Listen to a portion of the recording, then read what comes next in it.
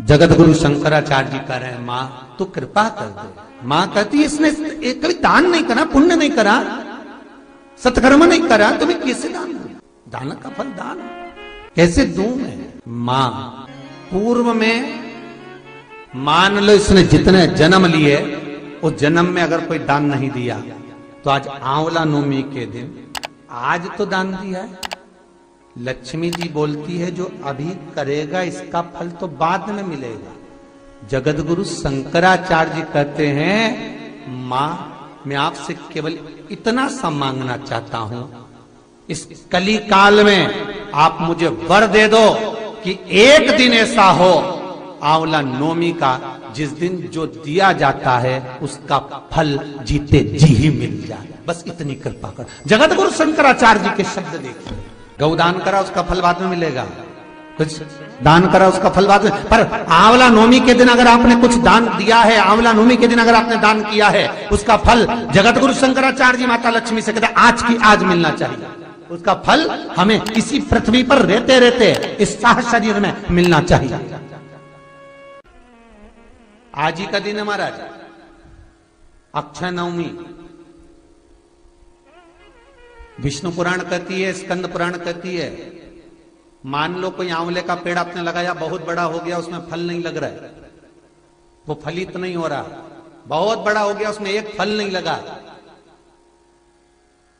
तो किसी पवित्र नदी का, गंगा, यमुना, सरयू, नर्मदा, क्षिप्रा, मंदाकिनी, गोदावरी, किसी पवित्र नदी का जल आपके पास में हो तो आज आंवला नवमी के दिन जो फल नहीं रहा हो, वृक्ष जिसके अंदर आंवले ना लगते हो, आंवले का वृक्ष बहुत बड़ा हो गया, फलित नहीं हो रहा, आज ही के दिन एक कटोरी में जल लेकर नारायण नारायण और शिव का स्मरण कर कर उस पेड़ के नीचे डाल दिया जाता है तो वो पेड़ जो है, वृक्ष जो है वो फलने लगता है, उसमें फल लगना चालू हो जाता है।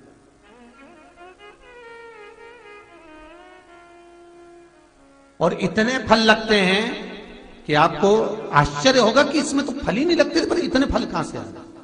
अर्थात आज भी हमारी विष्णु पुराण, आज भी हमारी स्कंद पुराण, आज भी हमारी पद्म पुराण, भागवत पुराण आज भी कहती है कि आंवला नवमी का किया गया पुण्य, आंवला नवमी का किया गया दान, आंवला नवमी के दिन किया गया सत्कर्म खाली नहीं जाता। अर्थात जैसे जरा सा जल का सींचन करने पर वृक्ष फलीभूत हो जाता है, उसमें ढेरों फल लग जाते हैं, उसी तरह हमारा किया गया दान पुण्य सत्कर्म, अगर हमने 1 रुपए का भी दान दिया, गौ माता के निमित्तार्थ, मंदिर के निमित्तार्थ, वृद्धाश्रम के निमित्तार्थ, भोजन के निमित्तार्थ हमने कुछ भी लगाया है, आपने गाय को भी रोटी दी है, आपने किसी ब्राह्मण को भोजन कराया है, आपने आज आंवले का दान करा है, किसी सौभाग्यवती नारी को एक फल तक दिया है, तो वो तुम्हें मिलेगा, 1000 गुना होकर मिलेगा।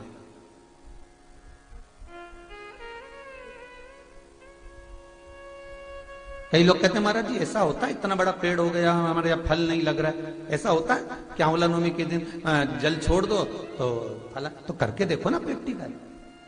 ना महाराज कहीं जा रही है, ना आंवले का पेड़ कहीं जा रही है, ना तुम कहीं जा रहे, करो।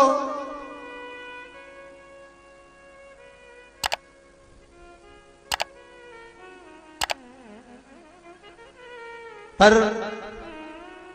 विष और आस, जम के बोलो विश्वास, विष को त्याग कर आस पकड़ कर रखना, हो जाएगा।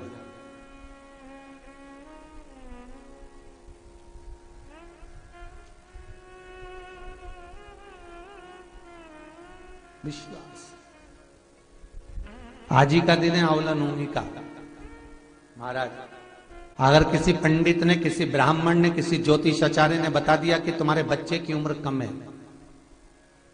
किसी ने बता दिया कि इसकी अल्पायु है, इसकी उम्र कम है, इसको ये बहुत बड़ी बीमारी होगी और एक्सीडेंट होगा और ये होगा वो होगा, ये वाली अंगूठी पहनो, ये वाला नथ पहनो, ये चीज पहनो, बिल्कुल नहीं, तुम्हारी मर्जी पड़े तो पहनना, लाखों रुपए खर्च करो और मालूम पड़े फल ना मिले तो एक काम जरूर करना, आज के दिन हाथ में कुंकू लगाकर, कुंकू को लगाने के बाद अपनी माताजी से कहकर उस बच्चे के हथेली पर स्वस्तिक बनाकर आंवले के वृक्ष पर छापे 5 लगवा दीजिए।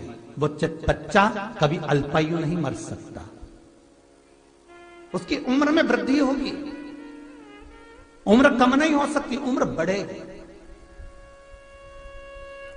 सौभाग्यवती माताएं आज आंवले के पेड़ के नीचे पूजन क्यों करती है? सौभाग्यवती माताएं आज आंवले के पेड़ के नीचे फल का दान क्यों करती है? सौभाग्यवती माताएं आज ब्राह्मण को भोजन आंवले के वृक्ष के नीचे क्यों कराती है? सौभाग्यवती माताएं आज आंवले के पेड़ के नीचे बैठकर भोजन क्यों करती है? अखंड सौभाग्यता के लिए कि आज मैंने अगर एक बिंदी भी दी है, अगर आज मैंने मेहंदी भी दी है, आज मैंने जरा सा कुंकू का भी दान आंवले के वृक्ष के नीचे करा है, तो उसका फल मुझे हजारों गुना मिलना चाहिए। मेरा सौभाग्य अमर होना चाहिए, अजर होना चाहिए। रहेगी तो रुक्मणी तो रही, सतभामा श्रवण इतना भजन करा, इतना भजन करा गुणवती ने, इतना भजन करा, भजन की प्रबलता इतनी थी कि लाभ पांचम के दिन से जो तप साधना में लगी, 7 नियम जो कार्तिक के थे, दीप लगाना, संयम रखना, विश्वास रखना, भूमि पर सोना, दलहन पदार्थों का त्याग करना, शरीर पर तेल ना लगाना, सात्विक प्रवृत्ति रखना, ये सारे नियम, दीप दान, तुलसी अर्चना सब करा। और उसमें भी प्रबल जो अर्चना करी उस सतभामा ने, उस गुणवती ने जो प्रबल अर्चना करी, वो एक करी। क्या करा उस गुणवती ने? महाराज सूखी हुई तुलसा को घिसकर, तुलसी आपको पहले भी बताया, हरी चंदन, एक चंदन ऐसा होता है कि कार्तिक महीने में भगवान को लगाया जाता है, जिससे भगवान जीते जी एक बार मनुष्य से मिलते हैं, गले लगाते हैं, हरी चंदन। और वो चंदन बाजार में नहीं मिलेगा, भले लोग हरिचंदन नाम रख देंगे, पर वो चंदन हरिचंदन नहीं कहला। हरिचंदन कैसे बनता है महाराज? हरिचंदन बनाने का नियम, तुलसी जब सूख जाए तो कई लोगों का नियम रहता है, तुलसी सूख जाती है तो मुर्दे के ऊपर जलाने के लिए ले जाते हैं। कई लोगों को हमने देखा है तुलसी ले जाते हैं, पर वो गलत है। थोड़ा तुलसी की शाख ले गए वो अपनी जगह, पर तुलसी की जो जड़ होती है उसको संभाल कर रखो।